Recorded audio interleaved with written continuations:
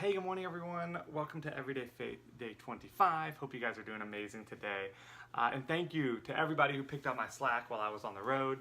I appreciate, Ricky for kind of leading the crew, and then for all those that jumped in and took a day.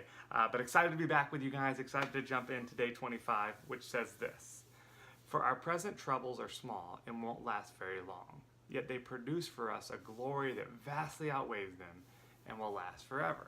2 Corinthians 4:17. And I'm going to continue to read this. I think this is super powerful. "When a mother gives birth to her child, there is much pain and anguish that is experienced in the labor process, whether it's shorter or one that lasts many hours. There is no question that the mother endures an intense level of pain," something I cannot relate to, but I cannot imagine. "But when that amount of time spent in labor is measured against the depth of joy, love, and relationship shared with that child over the course of a lifetime, it becomes easy to understand why a mother would endure such pain. Similarly, the suffering we experience in our present lives, whether it's a brief illness or even the loss of a loved one, is just a small sliver of time in light of eternity." And God promises us that we go through this, and God promises that what we go through in this brief life will produce in us a life of eternity, of glory. Sometimes our biggest challenge in navigating suffering is not the actual pain, but keeping the proper perspective. And I think it's perfect timing for us going through Rachel's cancer, my wife's cancer battle. For those that don't know, my wife got diagnosed with breast cancer about 5 months ago. We've done the chemo, we've done the mastectomy, we have radiation coming up here shortly. But definitely not a fun time, definitely some suffering. But I'm reminded of a couple things. One, this did not surprise our Father, nor did that death in your family, nor did that illness that you've just been diagnosed with.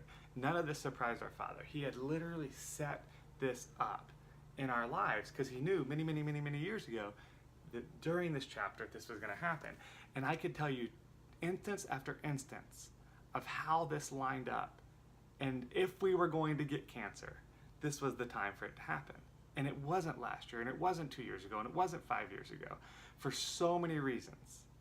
I'll share a few of them. One, we were very unstable in our living conditions, living in a motorhome. For those that don't know, we traveled around the country a couple years ago, and that would not have been conducive to getting cancer.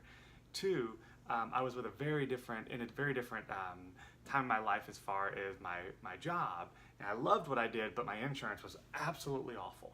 Absolutely awful. So we would have been broken financially.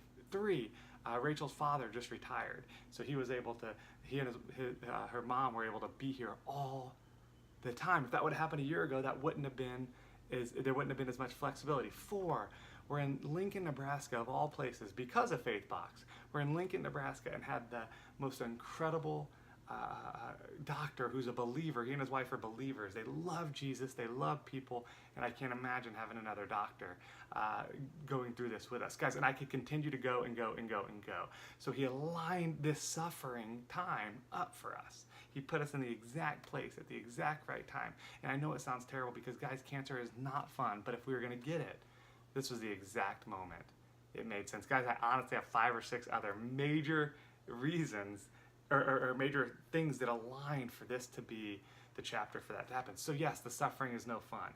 But one, he knew we were going to be here, and he put us in a position that we were able to go through it together with family, friends, him. It's incredible. Two, it is a short chapter. It's a short chapter. We're on the downhill part of it, right? Things are getting easier. And I know that there's always fear of maybe something happening again or something coming back. But for now, we know we're beating this thing. Rachel's doing amazing, all things considered. So it's a short, for your present troubles are small and won't last very long. I really feel like that with this cancer battle. Yet they produce for us a glory that vastly outweighs them and will last forever. Guys, that's my thoughts. That's my, what's the word I'm looking for? That's my thoughts on today's devotional. I hope it means something to you guys. Look forward to connecting with y'all tomorrow. Oh, that's my reflection. That's my reflection on this thoughts, or on this day's devotional. See you guys tomorrow. Be blessed. Bye-bye.